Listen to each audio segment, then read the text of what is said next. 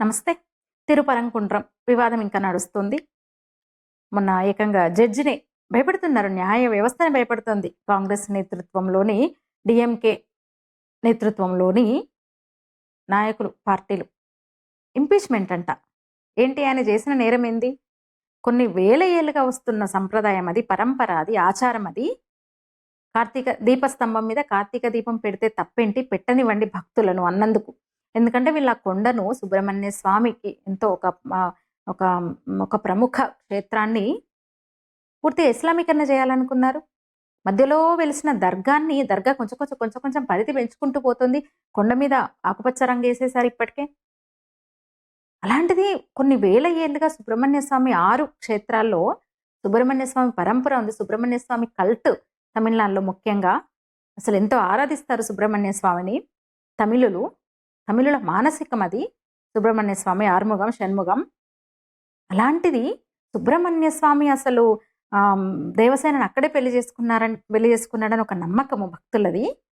అలాంటి చోట కూడా దాన్ని కూడా కొన్ని నెలల క్రితం ఎప్పుడో వక్ఫ్ ఏమంటారు కొన్నేళ్ల క్రితమే వక్ఫ్ క్లెయిమ్ చేసేసింది.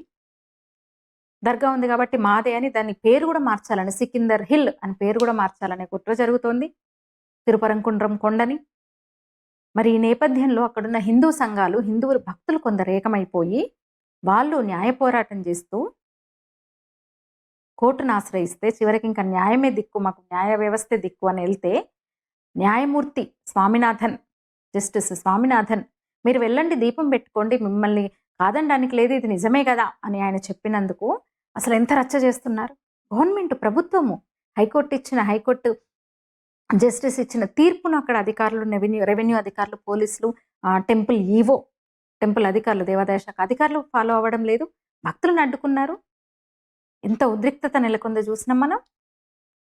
ప్రభుత్వం జీవో ఇష్యూ చేసింది హైకోర్టును కాదని, హైకోర్టు ఉత్తర్వులను కాదని గవర్నమెంట్ జీవో ఇచ్చింది. దీని మీద మళ్ళీ కోర్టుకెళ్తే సుప్రీంకోర్టు ప్రధాన న్యాయమూర్తి కూడా వ్యాఖ్యానించారు. ప్రభుత్వ జీవోను కాదని ఎన్ని తీర్పులు ఇవ్వట్లేదు మనము, అసలు ఏమైంది ఒక్కసారికి అంత కొంపలు మునిగేదేంది అన్నారు ఆయన. అడ్వకేట్ టైం అడిగారు దానికి. ఇప్పుడు సుప్రీంకోర్టులో ఉంది కదా అది. అయితే ఇంకో విషయం ఏంటంటే 120 మంది ఎంపీలు ఇంపీచ్ చేయమని అభిశంసన కోరుతూ ఆ జడ్జి అసలు మామూలు ద్రోహం ఆయనది. అసలు తిరుపరంకుండ్ర లాంటి చోట కార్తీక దీపం పెట్టమని హిందూ భక్తులకు అనుమతిస్తాడా ఆయన అని ఆయన అసలు అర్హుడు కాదు అసలు ఆ జడ్జి మీద, ఆ న్యాయపీఠం మీద కూర్చోవడానికి, ఆ ధర్మపీఠం మీద కూర్చోవడానికి ఆయనకు అర్హతే లేదు, పీకి పడేయాలి పదవి నుంచి అంటూ 120 మంది ప్రజాప్రతినిధులు సంతకం పెట్టి మొన్న లోక్సభ స్పీకర్కి, రాజ్యసభ చైర్మన్కి వెళ్ళి వినతిపత్రం ఇచ్చారు వాళ్ళు. అందులో మన తెలంగాణ ఎంపీలు ఉన్నారు తెలుసా మీకు? తెలంగాణ ఎంపీలు 5 సంతకం పెట్టారు. మరి యాదగిరి గుట్ట ఉంది భువనగిరి పరిధిలో, మరి నాగర్ కర్నూలు పరిధిలో జోగులాంబ ఉంటుంది, మరి పెద్దపల్లి పరిధిలో ఓదెల మల్లన్న టెంపుల్ ఉంటుంది. ఏమో మరి వాటిని కూడా ఏమన్నా ఇస్లామీకరణ చేస్తే ఏమన్నా జరుగుతుందో ఏమో మరి. ఎంపీలు సంతకం పెట్టారు వెళ్ళి.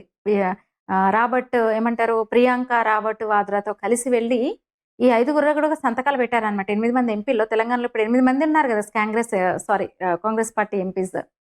వాళ్ళలో 5 వెళ్ళి సంతకం పెట్టారు అక్కడ. భయం వేస్తుంది మరి భువనగిరి గుట్టని, అది యాదగిరి గుట్టని ఏమన్నా చేస్తారా?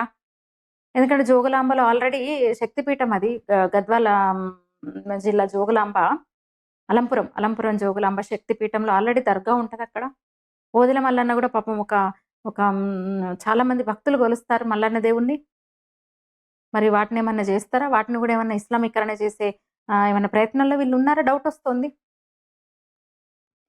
అంటే ఎంత హిందువుల మీద ఎంత వ్యతిరేకత చూడండి వీళ్ళకు. ఇంకా మేలుకోకుండా ఆ పార్టీని గెలిపిస్తూ ఓట్లేస్తూ ఏమనాలి అసలు? ఇంకెప్పుడు కళ్ళు తెరుస్తారు హిందువులు? జడ్జి మీద ఇంపీచ్మెంట్ మోషనా? అసలు ఇంపీచ్మెంట్ ఏంటి? ఇంపీచ్మెంట్ మోషన్ ఏంటో జడ్జి మీద అర్థం కాదు. ఆయన అనైతిక సంబంధాలు చట్టబద్ధమనో, లేదా భర్త కాకుండా వేరే వాళ్ళతో ఇష్టారీతిన విచ్చలవిడిగా శారీరక సంబంధాలు పెట్టుకోవచ్చాను, అది తప్పు కాదు అట్లుంటాను, లేదా లివ్ ఇన్ రిలేషన్షిప్ కరెక్టే అని తీర్పిచ్చినందుకు కాదు ఆయన మీద ఇంపీచ్మెంట్ మోషను. భారతీయ సంస్కృతి సంప్రదాయాల్ని నాశనం చేస్తున్న తీర్పులు ఇచ్చినందుకు కాదు, హిందువులకు తమ సంస్కృతిని పరిరక్షించుకునే వెసులుబాటు కల్పించినందుకు, తమ దేశంలో తమ ఇలవేల్పుకు అంటే వందల ఏళ్ల నుంచి వస్తున్న ఒక ఆచార సంప్రదాయాన్ని, సంస్కృతిని పాటిస్తూ తమ దేవుడికి ఇలవేల్పుకు దీపం పెట్టుకునే హక్కు కల్పిస్తూ తీర్పిచ్చినందుకు ఆయన్నే అభిశంసనంట. తిరుపరంకుండ్రం సుబ్రహ్మణ్య స్వామి కొండ మీద కార్తీక దీపం వెలిగించుకోవచ్చు అనడము ఆ న్యాయమూర్తి చేసిన అన్యాయం అయిపోయింది, ఆ ధర్మమూర్తి చేసిన అధర్మం అయిపోయింది అనమాట వీళ్ళకి.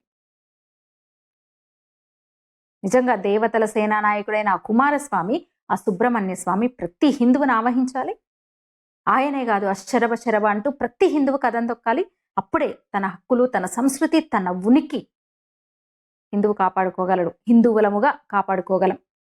మీరేమంటారు? ఈ వీడియో మీద మీ అభిప్రాయం తెలియజేయండి. ధన్యవాదాలు.